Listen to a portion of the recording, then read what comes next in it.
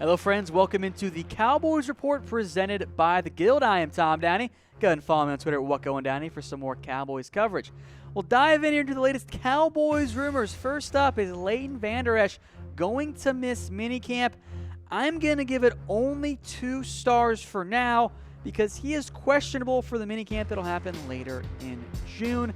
Now, LVE missed the last part of OTAs with an ankle injury. It is just a sprain, but the Cowboys are going to be cautious here, and I think rightfully so. You don't want to rush Vander Esch back, but it is a little bit of a concern for me. I don't like seeing a linebacker and injury in the same sentence, in large part.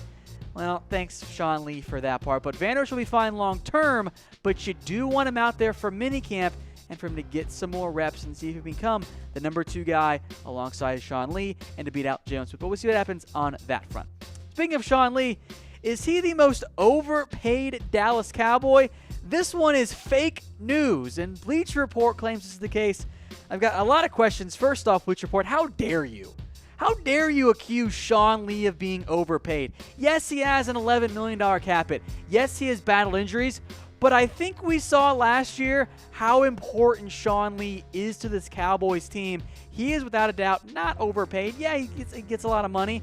But when healthy, he is one of the best linebackers in the NFL. The correct answer is probably Tyrone Crawford, a $9.1 million cap hit. You can throw up Terrence Williams in there. And oh, by the way, the Cowboys, they're still paying Romo almost $9 million this year on their cap, thanks to some unfortunate having to restructure deals in the past and then retiring and spreading that out over 2 years via a post-June 1st cut. But Sean Lee is not the most overpaid player on the Dallas Cowboys. He makes a lot, yes, but he's a damn good linebacker, and the Cowboys need him on the field. That is not overpaid by any means. All right, folks, if you haven't already, subscribe to our new Cowboys Report YouTube channel, chatsports.com/CowboysTV. Have all of our great Cowboys coverage on there, all in one spot. It's the best Cowboys coverage you'll find. If it's your first time watching the show and you're wondering what the rumors mean, here you go. 0 stars is the number of fights that Odell Beckham won against the net. 1 star is a small shred of truth. 2 stars means people are talking. 3 means it's pretty likely but not quite set in stone. And 4 stars means that Zeke's eaten. All right, next rumor. Do the Cowboys have some Jason Garrett replacements in mind? And I'm going to give it 3 stars. Look, any GM and front office worth a damn has a list of coaches that they want to interview if and when they have to fire their head coach or something happens where he leaves. So yes, the Cowboys have their own set of replacements. It doesn't mean, however, that they're going to get any of these guys or that they'll be the top options for the Cowboys to pursue. Now, the report from Mike Fisher is that a handful of guys are already on this list. And we'll break down some of those guys here that the Cowboys could consider and could target if and when Garrett is fired after this year. Some coaches to monitor here. The first 5 are the 5 guys that Mike Fisher mentioned. Sean Payton, sign me up for that one. John Fox, Jack Del Rio, don't like it at all. David Shaw is someone that almost every NFL team wants, but I doubt he leaves Stanford. And then, yes, Chris Richard on there as well, currently being groomed to be the Cowboys DC. But there's a second set of guys here that I'll throw out as guys to monitor. Lincoln Riley, I've seen them mentioned a few times on Twitter, just a guy to monitor. Brian Flores, I am all aboard John D. Flip. I think he's going to be a great head coach. I'd hire him right away. Matt LaFleur as well with the Titans. And then Jim Bob Cooter as well with the Detroit Lions. So, folks, let me know. If Jason Garrett is fired, who do you want to be the next Cowboys head coach? Let me know in the comments section. It can be anyone. I'm sure we'll see some weird names, so I'll just mention it right now. No, Troy Aikman, Jimmy Johnson, Romo, those guys are not actual options to be the next Cowboys head coach. We'll take it out to the secondary here. Chidobe Awuzie, is he going to stay at cornerback for the Dallas Cowboys? I'm going to give this one 3 stars. It does seem pretty likely overall that Awuzie is going to be staying at cornerback for the Dallas Cowboys here. He said that he'll play any position overall, but he said that it's confirmed that I'll play cornerback. And now, there had been some buzz in the past that the Cowboys could try to move Cheeto to safety. I don't think that will happen for the Cowboys. I think in reality that the Cowboys will keep Chidobe Awuzie at the cornerback spot and that they're not going to move him to safety in the end. I think that makes a lot more sense for Dallas, and I think that's where he needs to stay. I think Awuzie is going to be a really good corner for the Dallas Cowboys. Now, the reason it's 3 stars and not 4, what if there's an injury? If Jeff Heath, Xavier Woods, or Kevon Frazier goes down, man, you better find yourself a new safety. even if that ends up being you have to go trade for somebody else. So I think that's the route to go there. If you're the Cowboys, keep Cheeto at corner for now. If something happens, maybe you reevaluate, but I think the best route for him is to stay at cornerback. All right, next up, could Anthony Brown be on the trade block? I'm only going to give this one star.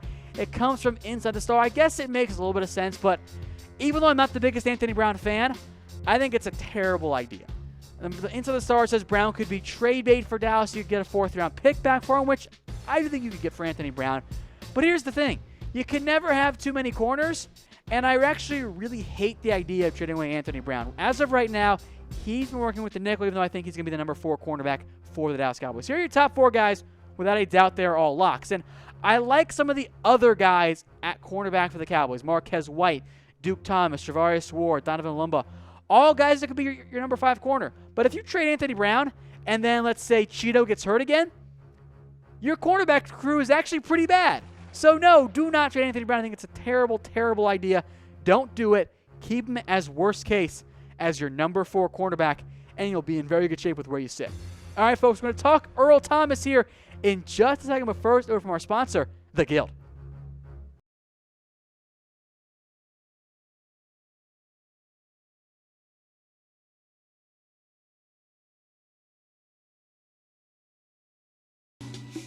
All right, folks, visit stayguild.com and use promo code ChatSports for 15% off your next stay, kind of like a luxury Airbnb. All right, so, folks, could Earl Thomas come to the Cowboys? The new development is that Earl Thomas officially will hold out from Seahawks minicamp as he requests a new trade or a new contract, maybe a trade as well. But I'm only going to give it the 1 star. I still don't consider it all that likely. Deion Sanders, among others, says, hey, Dallas should go trade for him, which, yeah, it'd be great. It still takes 2 to tango, and Earl Thomas wants a big, fat, new contract from Seattle. He also said that he wants to retire a Seahawk. This is not Earl Thomas demanding a trade. This is Earl Thomas wanting a big new contract. And, yeah, it'd be great to get Earl Thomas on the roster, bring him in, and have him be your stud safety. I know that Chris Richard would like it. I know that a lot of you guys want Earl Thomas out there as well. But Seattle, I still believe, wants to keep Earl Thomas. So they're not going to take a low ball offer for one of the best safeties in the NFL. You're talking, I think, at least a second-round pick. Seattle said no to a third-rounder during last year's draft. The Cowboys called. Seattle never called them back about the offer. Yes, Thomas wants more money. Yes, this does complicate things for Seattle. I still don't think, though, it's all that likely that Seattle will accept a trade offer for Dallas. On the flip side, if you're the Cowboys, you're not going to trade a first-round pick. That makes no sense for you. A second-round pick, I think you'd contemplate it, but you don't know if your team is going to be a top 10 team in the NFL. If there are some injuries, all of a sudden that second-round pick becomes a top 40 pick, and you don't want to do that if you're the Cowboys. So I don't think an offseason trade is that likely right now. If we get to next year and in free agency, that's where I think it makes a little bit more sense to Dallas. So the dream is not dead. I just don't think it's all that likely that a trade will happen before the season starts. I think Seattle will try to win for 1 more year. If they vote up to that, maybe it makes more sense, but I would be very surprised if a trade did go down. So just the 1 star there on Earl Thomas, who we'll come back to again later in the show. Don't you guys worry. Next up, Zach Martin. Will they be at minicamp this year for Dallas? I'm going to give it 2 stars. Jason Garrett said he didn't really know, and I guess it depends on what your definition of at is. Is it just going to be they're going to be there and be present? If so, I think it's more like 3 stars. There have been the reports that both are expected to report for the Cowboys, but even if they're present, how much are they actually going to practice? You might see Zach Martin be there and not practice as he waits for a big, fat new contract. And both these players have questionable minicamp futures because, well, for different reasons in reality. Zach Martin wants a big new contract, and rightfully so. He should be the highest paid guard in the NFL. David Irving, meanwhile, well, he was reportedly overweight at OTAs and has had a lot to do with this offseason with the false domestic violence accusations. So we'll see on both those guys. I think they'll both be at minicamp, but they might not be participating at minicamp. Next up, are the Cowboys going to disappoint in 2018? I'll give this one 2 stars as well, and again, it kind of depends on what your expectations are for the Cowboys. If you think it's Super Bowl or bust for the Cowboys, I think they're going to disappoint you. But if you're looking at the over-under win total set by Vegas at only 8.5, I kind of feel pretty good about Dallas' chances this year. I think that Dallas will be about a 10-win team, and they'll be right on the playoff bubble, but I don't know if they'll actually make it. So it's all about what your expectations are for Dallas. I think the fan ones are much higher than 8.5, and I think rightfully so. This is a potential playoff team. But if you're thinking 11 or 12 wins, I think you might be let down a little bit. So that's why it's 2 stars there. But folks, let me know in the comments section what you think the Cowboys' record will be in 2018. Is it going to be 8 wins, 9 wins, 10 wins or more, 7 or fewer, which would definitely get Jason Garrett fired? Let me know in the comments section. One last rumor then, is Travis Frederick the most underrated Dallas Cowboy? And again, I'll give it 2 stars. I get where the Dallas Morning News was coming from on this one. They say, yes, Frederick is perhaps the best center in the NFL, but he's still underrated because he's not just the best center, he's one of the best players in the NFL. He's still a little bit underappreciated, and I get that. He's a 4-time Pro Bowler, though. I still would have gone with someone like a Byron Jones, who I'm higher on than I think everybody else out there, or Sean Lee, because Sean Lee, as we saw from Bleacher Report, is very much undervalued around the NFL, who's not going to be a top 100 player, by the way. That's not going to be Sean Lee. So I get where Frederick is coming from, or the Morning News is coming from on Frederick, but I don't think he's quite the most underrated player on the Dallas Cowboys. All right, folks, I'm Tom Downey. Follow me on Twitter at WhatGoingDowney for some more Cowboys coverage.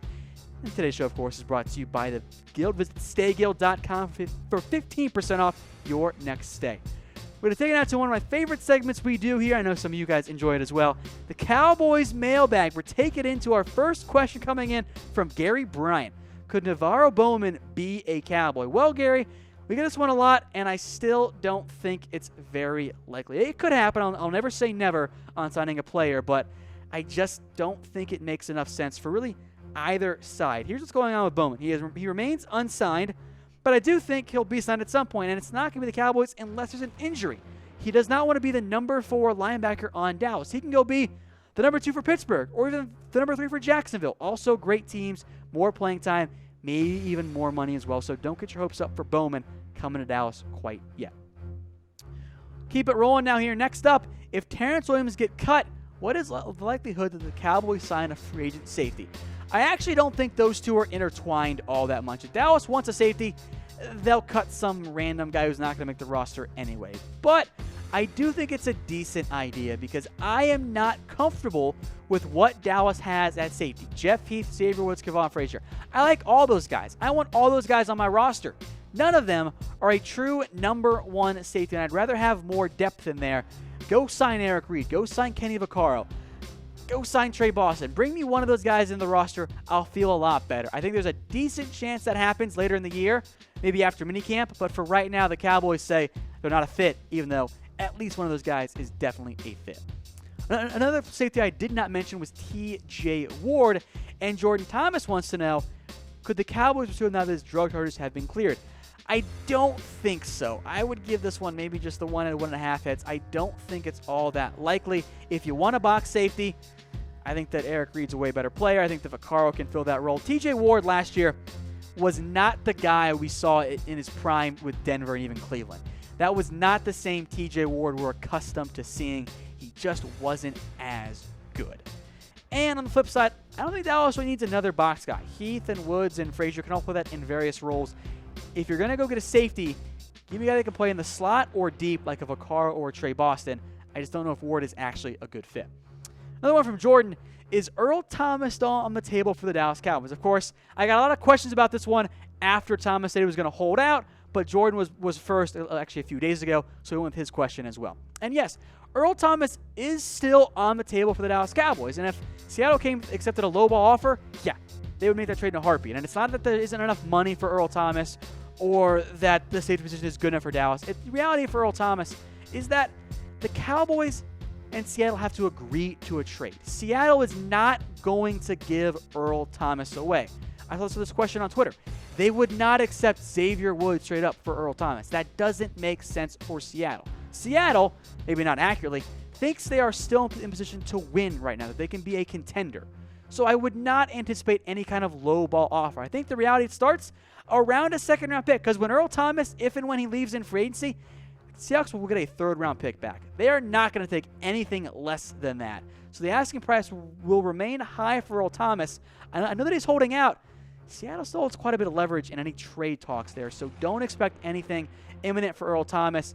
If we get to training camp and there is still a holdout, maybe it gets a little bit more likely. But as of right now, I don't think we'll get a trade for Earl Thomas. But, folks, let me know what you would trade for ET. And please, no offers involving Terrence Williams. Nobody wants T-Will on the roster right now. And, folks, again, subscribe to our brand new Cowboys YouTube channel, chatsports.com/Cowboys TV. All the best YouTube coverage on the Cowboys, all in one spot. All right, next up from Connor Mitchell. Who will start as the nickel linebacker besides Sean Lee, LVE or Jalen Smith? I think, Connor, the answer is both. I think you'll see both Smith and LVE get plenty of reps as the nickel linebacker. When the Cowboys want to blitz more, I think that might be a better role for Jalen Smith, but LVE will get reps as well. I think in reality, in the base packages, it'll be Sean Lee, LVE in the middle, and Jalen Smith at the same spot. And then on nickel downs, they'll rotate. One will come in one drive, the other will come in after that. So it's not going to be an either-or situation. I think for the most part, they will split reps. And unfortunately, knowing those guys' injury histories, including Sean Lee, you'll have them both on the field at various points as well. Also from Connor, he thinks DT is the biggest problem for the Dallas Cowboys. So what do you think that they could do before training camp? And on a related note, Douglas Paul says to rate our DTs and who could make the team every position overall with Collins and Irving in doubt there. And he tells us a sense of a potential trade.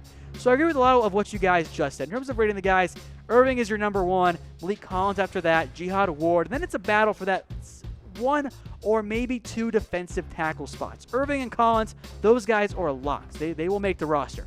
I think Jihad Ward right now is going to be safe. And as for a trade, I would not be surprised if you saw it happen again. They did it last year with Brian Price. He was going to get cut. Packers traded him to the Cowboys. So monitor around the 53-man roster trim downs. Teams trying to trade guys that they're going to cut. If there's a DT the Cowboys like, I think they'll make a move for him. But as of right now, I agree. I'm pretty concerned overall about this Cowboys DT depth chart. It's just not good enough. I need a better one technique because right now they're just too thin.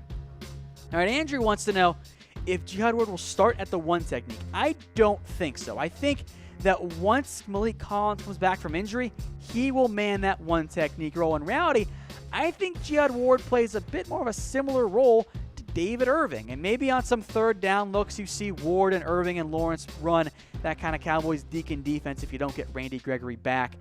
Ward, I think right now is the number 3 DT, which means he'll play plenty for the Cowboys, and he'll play both the 3 technique and the 1 technique spot. But I don't know if he'll actually be the true 1 tech. Of course, if Collins is slow to come back from his foot injury, might increase chances that he gets that 1 technique role. Either way, I think as of right now, you might see quite a bit of Jihad Ward on the field next season. Keith wants to know, why not move Noah Brown to tight end? We've seen that discussed quite a bit. The Cowboys did not do it in OTAs. I don't think they're going to do it during the regular season or in the preseason either. Now, he could be a Niles Paul type guy, and I don't hate the idea in a bubble. I think makes some sense there, and maybe less so with T-Will and his uncertain future, because there are a lot of bodies at wide receiver, less so at tight end. My issue, and I think is overall, it's not as easy to have guys move positions as some might otherwise think. It's not as simple as Madden as a simple position switch. There's a lot that goes into it. It's a whole new spot to learn. So I am okay with it, but you got to do it now if you're going to make the move. And as of right now, it hasn't happened, so I don't think it'll happen. But, folks, let me know where the Cowboys should play Noah Brown. I think he can keep him at receiver for now, but I'd be okay with a move to tight end. All right, Aaron wants to know if the Cowboys will use more 2 tight end sets this year. And in a related question about tight ends as well, Connor wants to know if the Cowboys have a tight end in the spread or if they will run a more 4-wide set. Well, I love these questions because I'm going to let my inner nerd out here a little bit as well once we discuss tight ends. First off, the spot is not great overall. There's a lack of depth with Blake Jarwin, Swaim, Schultz, and Rico Gathers. Those guys are all fighting for those 3, maybe 4 spots. If it's 4, all 4 guys make the roster. But as of last year, the Cowboys used a tight end almost exclusively on the field. They constantly had a tight end on the field. There was one time last year, the only time it happened last 3 years, the Cowboys didn't have a tight end on the field. This is the 0 and the 10 personnel and the 20 personnel, those formations that always had a tight end. The most common formation last year was what we called the 11 personnel. Again, it's just first number refers to the halfback, second one refers to the tight end. So 1 and 1 is 11 personnel. 60% of the time, the Cowboys had a halfback, 3 receivers, and 1 tight end on the field. As for multiple tight end looks, happened quite a bit last year. It was about 32% of the time the Cowboys used tight ends, or 2 or more tight ends. That's quite a bit. So to answer both your guys' questions, I do not think you'll see the Cowboys use a tight end all the time in the spread. You will see more 0 and 10 personnel next year. You'll see more 4 wide looks with a halfback, or 4 wide looks with a tight end, and more 4 wide looks, or more 5 wide looks as well. You'll see more of those because the Cowboys have to do it, because Schultz and Swaim and Jarwin and Rico, I don't know if it's going to be 5 of your best pass catchers, especially if you want Tavon Austin down the field more and more. As for more 2 tight ends, I think it goes down from what it was last year. So just keep an eye on that one. Great questions, guys. I like talking about those tight ends. In the end, just a quick summary. Less 2 tight end looks and more empty set looks going forward for the Cowboys. Greg wants to know, a question we get almost every week, why is Chaz Green still on the team? Green is fighting for a backup guard role right now, which I don't know if that's the best fit for him, but he has to beat out Marcus Martin and Joe Looney. I don't know if he's going to, if that's the case. I think the Cowboys will take 5 at most. I think it's either Chaz Green or Marcus Martin. I think in the end, Cowboys might lean more towards taking Marcus Martin instead. So you might get your wish there, Greg, but Dallas is going to give him a chance to make the roster. And then one last one from Jordan Thomas. He wants to know if and when Gregory is reinstated, is he going to be a starter? I don't think so. Now, Gregory has applied for reinstatement, has reportedly passed drug tests for months, but hasn't played hardly any football since 2015. So I think for Gregory, if you see him play, it'll come in kind of a sub-package. 3rd down, he's the extra edge rusher. You keep Irving on the inside, you put Tank and maybe Tyron Crawford on the inside, or Crawford and Collins. Either way, I think 3rd down is when you see Gregory get the most work, assuming he is indeed cleared to return. Speaking of Gregory, let me know who will have the most sacks, and this does not include DeMarcus Lawrence. He is obviously going to have the most sacks with the Cowboys, so pick Randy Gregory, Taco, Crawford, or someone else not named DeMarcus Lawrence. Folks, let me know in the comments section. And if you guys like that mailbag section, get your comments in the comment section for another one. We'll do it again next week. I always love to have the Cowboys mailbag. It's one of my favorite sections that we do. All right, folks, follow me on Twitter at WhatGoingDowney for more Cowboys coverage. If you missed anything, don't worry. We'll play it again here in just a second. Until then, we'll see you next time.